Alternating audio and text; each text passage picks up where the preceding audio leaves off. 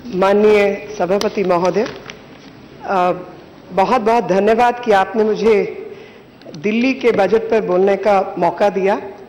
और जब कांग्रेस के सांसद हुड्डा जी बोल रहे थे तो मुझे लगातार महसूस हो रहा था कि वो शायद इस तरफ आना चाहते हैं, क्योंकि लगा कि हर अपने वक्तव्य के बाद वो कह रहे थे दिल्ली में डीजल की कीमत ये है लेकिन हरियाणा में नहीं है।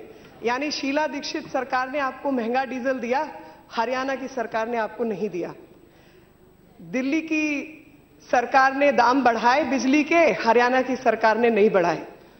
तो मुझे लगा कि वो पक्ष ही विपक्ष है और उस पक्ष को जिसने दिल्ली की जनता को लगातार त्रस्त रखा, आज नजरिया ये है और नजारा भी ये है कि दिल्ली के बजट पर बोलने के लिए हरियाणा से सांसद भी उधार आए। दिल्ली जो कि राजधानी है भारत की, जहां पर पूरा देश सम्मिलित होता है, और ऐसी जगह जिसको नई दिल्ली कहा जाता है, जहां पर हम सब इस समय बैठे हैं, उसकी अपनी कुछ परंपराएं हैं।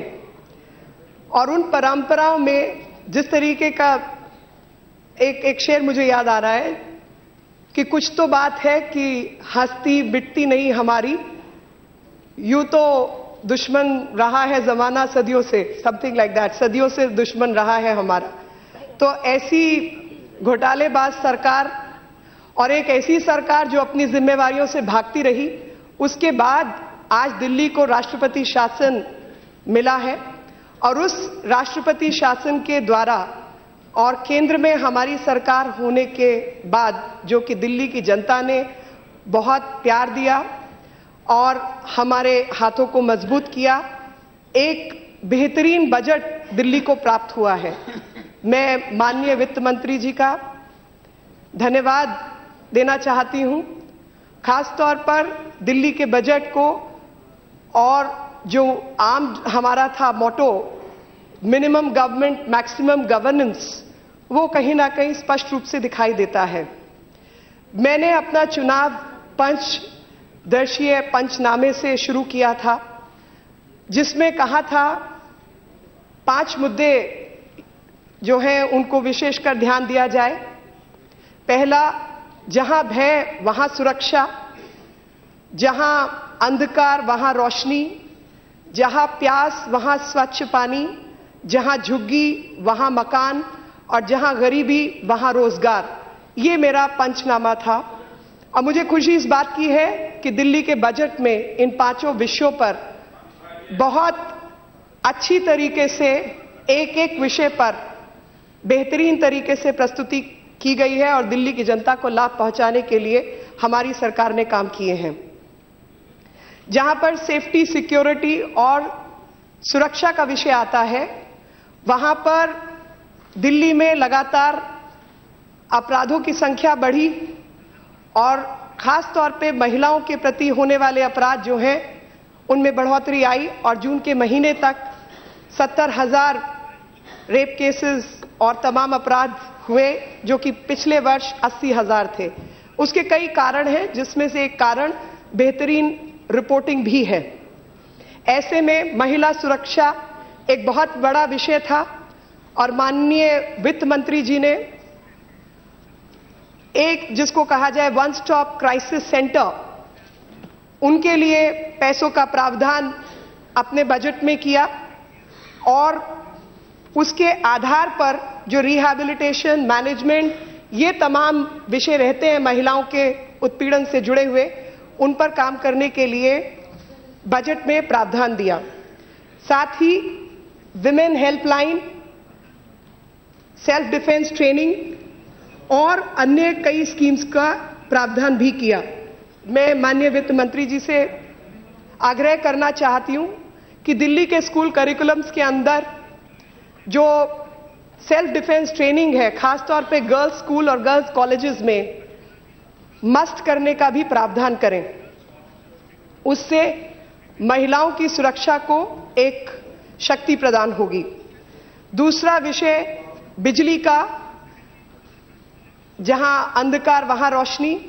ऐसे में जो इंफ्रास्ट्रक्चर की चरमराहट है वो इस गर्मी में पूरे दिल्ली वासियों को भुगतनी पड़ी, और उसके लिए दिल्ली की सरकार जो पूर्व में रही 15 साल से हुड्डा जी की ही सरकार थी, उसके बाद में जो सरकार आई उसने अपनी जिम्मेवारी पूरी तरीके से नहीं निभाई, और जिसके रहते जो इंफ्रास्ट्रक्चर के ऊपर पैसा खर्च होना था वो पैसा खर्च नहीं हुआ।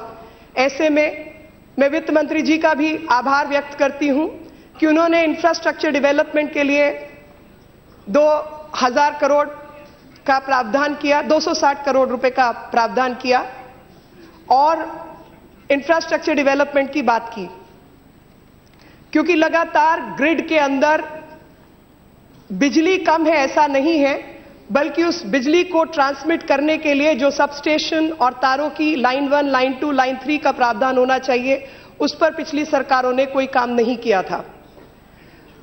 और इस इलाके से सांसद होने के कारण मैं एनडीएमसी काउंसिल की मेंबर होती हूं और प्रिजाइडिंग ऑफिसर भी बनती हूं, जिसकी वजह से मैं संसद के पटल पर एक और विषय रखना चाहती हूं जो कि सौर ऊर्जा से जुड़ा हुआ है।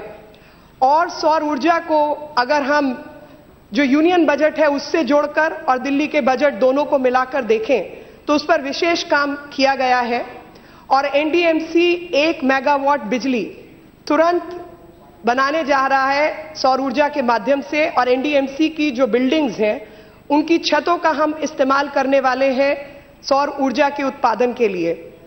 और ऐसे में जो पहले प्रावधान होता था कि सरकार सब्सिडी देती थी और खरीदार को कहा जाता था कि ये आपकी सब्सिडी है लेकिन आपको इतना पैसा लगाना पड़ेगा, उससे बचने के लिए जो एग्रीगेटर है वो अपना पैसा खर्च करेगा और जो जगह है उसको इस्तेमाल करने के लिए किराया भी देगा, और उससे बनने वाली जो सौर ऊर्जा है वो ग्रिड में जाएगी जो बाकी जनता के इस्तेमाल में आएगी। और इस प्रकार से जो क्लीन दिल्ली, ग्रीन दिल्ली का नारा है वो मात्र नारा ना रहे, बल्कि दिल्ली को वाकई हरा भरा और एक एफिशिएंट सिटी बनाने में काम हो सके, उसके लिए हमारी सरकार ने काम किया। मुझे इस बात की भी बहुत विशेष रूप से खुशी है। बिजली से संबंधित माननीय हुड्डा जी ने कुछ प्रश्न उठाए और कहा कि 30% का आपने वायदा किया था लेकिन आप अपने वायदे पर खरे नहीं उतरे। तो मैं मैथमेटिक्स की एक बड़ी सिंपल सी कैलकुलेशन बताने वाली हूं जी, लोगों तक आपके माध्यम से पहुंचेगी, संसद के माध्यम से पहुंचेगी। जो 0 से 200 यूनिट है उसके ऊपर हमारी सरकार ने तय किया है 1 रुपया 80 पैसे की सब्सिडी देना। जो 4 रुपए जिस प्रति यूनिट की कीमत है उसमें से जब 1 रुपया 80 पैसे कटौती कर लेते हैं तो 3 रुपया 20 पैसे उसकी कीमत आती है, 2 रुपया 20 पैसे उसकी कीमत आती है, और उसको जब आप परसेंटेज में कैलकुलेट करते हैं तो ठीक 30% आता है। उसी प्रकार से, और इसमें 50% के आसपास, 50% से थोड़ी अधिक जो लोग हैं दिल्ली के वो कवर होते हैं। जो इसके ऊपर का यूनिट है 200 से 400 वाला, उस 200 से 400 वाले यूनिट के अंदर जो सब्सिडी है वो 80 पैसे की है, और 5 रुपया आप चुप रहेंगे, पहले सुन लीजिए फिर बोलिएगा। साहब आप तो भाग गए थे, आप तो भाग गए थे। आप जो जिम्मेवारी से भागे हुए लोग हैं उनको बोलने का अधिकार नहीं है। जो जिम्मेवारी से भागने वाले लोग हैं उनको बोलने का अधिकार नहीं है। तो जो दूसरा यूनिट है 201 से 400 वाला, उसकी कीमत 5 रुपया 95 पैसे प्रति यूनिट है, और उस पर जब हम 80 पैसे का छूट देते हैं, सब्सिडी देते हैं, तो उसमें भी तकरीबन 13.5% जो है उसका लाभ मिलता है। और इन दोनों कैलकुलेशन को जब आप जोड़ते हैं तो 84% दिल्ली की जो जनता है वो इससे कवर होती है, डोमेस्टिक। इसके बाद जो विषय आया सर, मैं आग्रह करूंगी कि मुझे थोड़ा सा अधिक। Just 1 minute. BJP's time allotted is 1 hour 2 minutes. There are 7 speakers. So unless you speak within that time work. Sir, allow me to What I'm telling is, you know, this is the time given. You can find out a way so that you have got 7 speakers also. Sir, just try to conclude. So we'll take care, but I have to cover all the 5 points which I have specified, and I have to reply to Mr. Hooda also. I leave it to you. Please, Your Lordship. So, Your Honor, about housing also, जो जहां झुग्गी वहां मकान का जो विषय हमने लिया था चुनाव से पहले, उसके लिए भी अफोर्डेबल हाउसिंग जो है उस पर काम किया जाए और हमारे जो इलाके हैं वो झुग्गी क्लस्टर से फ्री होकर लोगों को बेहतरीन जो घर है, मकान है, सस्ती कीमतों पर वो प्राप्त हो, उसके लिए भी काम किया जाए। और माननीय वित्त मंत्री जी ने 185 नए शेल्टर बनाने का जो योजना बताई है, उससे भी हमारे जो राज्य है उसको लाभ मिलने वाला है।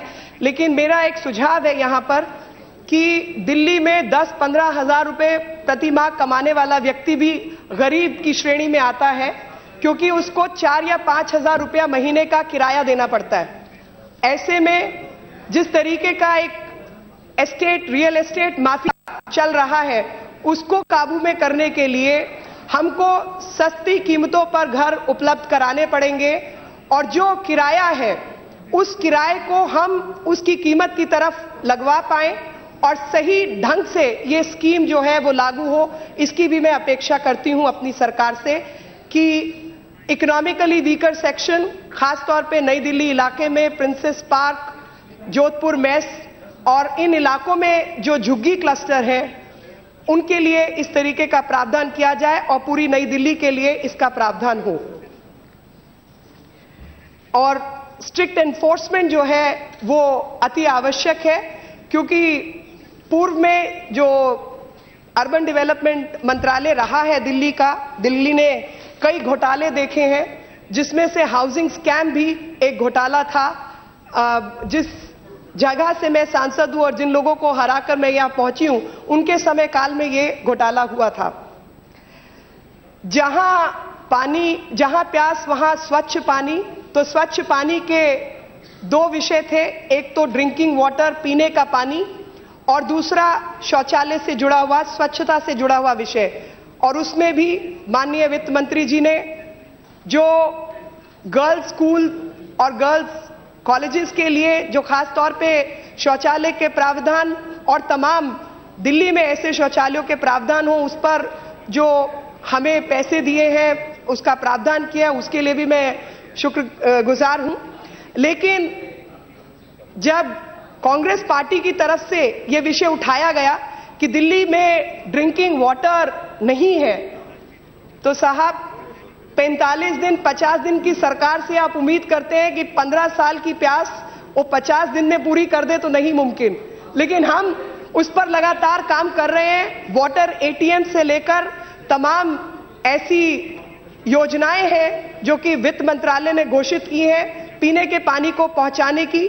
यहां पर मैं अपने संसदीय क्षेत्र की ओर से, साहब आप बैठिए, आपको मैं बताती हूं, आप बैठिए, मैं बताती हूं। एक minute. You address the chair, please address the chair. Your sir, इनकी जो अज्ञानता है वो साफ दिखाई दे रही है, क्योंकि दिल्ली जल बोर्ड शीला जी की सरकार ने दिल्ली सरकार के तहत ले लिया था, वो एमसीडी के तहत नहीं है। और इस अज्ञानता के लिए ईश्वर और जनता इनको जो है जवाब दे चुकी है। और ऐसे में ये समझने की आवश्यकता है कि दिल्ली जल बोर्ड जो कि न केवल पानी की व्यवस्था करती है, बल्कि सुएज की व्यवस्था भी इनके अधिकार क्षेत्र में है और पिछले 15 साल से यहां बैठे हुए हैं। और इसके कारण मैंने कुछ खुदाई करवाई थी ये देखने के लिए कि पानी में जो सुएज आ रहा है उसके कारण क्या है। गढ़ी गांव में वहां पर मालूम हुआ कि 2.5 और 3 फुट के ऊपर सुएज का पाइप भी डला हुआ है और पीने के पानी का पाइप भी उसी डेप्थ पर डला हुआ है। आपको कोई बहुत बड़ा इंजीनियर होने की आवश्यकता नहीं है। एक थोड़े से समझ वाले व्यक्ति को भी ये बात स्पष्ट होगी कि पानी का पाइप धरातल के आसपास होना चाहिए और सुएज का पाइप 8 से 10 फुट कम से कम गहराई पर होना चाहिए।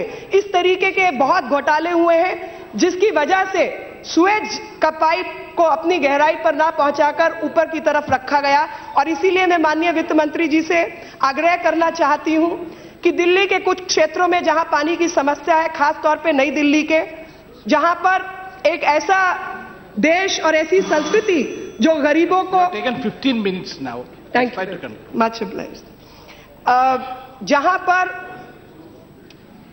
जानवरों के लिए, पक्षियों के लिए, प्यासे चलने वालों के लिए, यात्रियों के लिए पानी की व्यवस्था होती थी, उस देश के अंदर, उस संस्कृति में लोग बूंद बूंद के लिए तरस रहे हो और रोज सुबह झगड़े से दिन की शुरुआत होती हो। छोटे छोटे बच्चे 4-4, 5-5 साल के जेरी कैंस लेकर खड़े हो और पानी के 2-2 लीटर, 1-1 लीटर के लिए वहां पर झगड़ा हो रहा हो। और ये जो हमें विरासत मिली है, हम उसको कहीं ना कहीं सुधारना चाहते हैं, इसलिए कार्यरत है। और उस सुधार में मैं अपेक्षा रखती हूं अपने वित्त मंत्री जी से, कुछ जगहें जैसे आनंद पर्वत, बलजीत नगर और तमाम जो 2 लोकसभा क्षेत्र लगते हैं, जो कि चांदनी चौक और नई दिल्ली का बॉर्डर है, उसके लिए रेजरवायर और पंपिंग स्टेशन का प्रावधान हो। इसी तरीके से कैलाश हिल्स और कैलाश कॉलोनी के लिए रेजरवायर और पंपिंग स्टेशन का प्रावधान हो। हौज रानी, जहां पर पाइप डले हुए हैं लेकिन कोई पानी नहीं पहुंच रहा है, उसको भी जोड़ा जाए और पानी की व्यवस्था की जाए। गढ़ी गांव का उदाहरण मैंने आपको दिया, जहां पर सुएज और पानी मिलकर आ रहा है और बहुत लंबी ऐसी कतार है जहां तक पानी पीने का जा भी नहीं रहा, उसका प्रावधान किया जाए। पिलंजी गांव में सुएज और पानी नहीं है, उनके लिए पाइप्स का प्रावधान हो। आने वाले समय में इन सब विषयों पर मेरी सरकार काम करेगी, इस उम्मीद के साथ ये विषय मैं माननीय वित्त मंत्री जी को बताना चाहती हूं।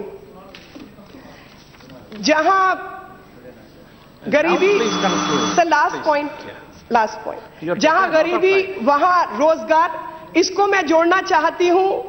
जो फूड सिक्योरिटी एक्ट कांग्रेस के जमाने में आया, दिल्ली में खास तौर पर एक एपीएल कार्ड है, एक बीपीएल कार्ड है और ऐसे तमाम कार्ड जिसके रहते दिल्ली की जनता को अनाज नहीं मिल पाता। उसके सुधार में जो कंप्यूटराइजेशन का प्रावधान किया है और जीपीएस सिस्टम का प्रावधान किया गया है उन गाड़ियों के लिए, वो भी एक जो विषय है वो महत्वपूर्ण विषय है। लेकिन साथ ही इस संसद के पटल पर मैं ये भी रखना चाहती हूं कि कांग्रेस ने अन्नश्री योजना का जिक्र किया, लेकिन बताना भूल गए कि अन्नश्री योजना लागू नहीं होती। जब से ये कार्ड सिस्टम दिल्ली में बना, राशन कार्ड की वजह से वो अन्नश्री योजना दिल्ली में लागू नहीं होती। और दिल्ली में स्मार्ट कार्ड सिस्टम उपलब्ध हो और फूड सिक्योरिटी का जो मॉडल छत्तीसगढ़ में उपलब्ध है, वही योजना बनाकर दिल्ली में भी लागू किया जाए और जिसकी वजह से जनता को लाभ मिल सके। आज हालत यह है कि आपने 5 किलो अनाज प्रति व्यक्ति किया है, इससे पूर्व में 35 किलो अनाज प्रति परिवार मिलता था। अब अगर 20 किलो या 25 किलो अनाज मिलता है तो बाकी अनाज उनको बिना सब्सिडी के बाजार से खरीदना पड़ता है और उन कीमतों पर खरीदना पड़ता है जो कि सब्सिडी का लाभ मिलना चाहिए, वो लाभ उनको नहीं मिल पाता। इस वजह से इस पूरे सिस्टम को, जिसको फूड सिक्योरिटी एक्ट का नाम दिया गया है, पूरी तरीके से रैशनलाइज करने की आवश्यकता है। और मुझे माननीय अटल जी के कुछ विचार याद आ रहे हैं। स्किल डेवलपमेंट से भी मैं एक line, You are taking more than 20 minutes. One last line. 1 minute I will give you. One last line. जो देश को बनाना है तो उसके लिए आपको सब्सिडी से हटकर कहीं ना कहीं स्किल डेवलपमेंट और रोजगार की योजनाएं, इन पर काम करना होगा। और इसी वजह से you can serve a person with a fish only for 1 day, but you should teach the person fishing so that person can survive for longer days.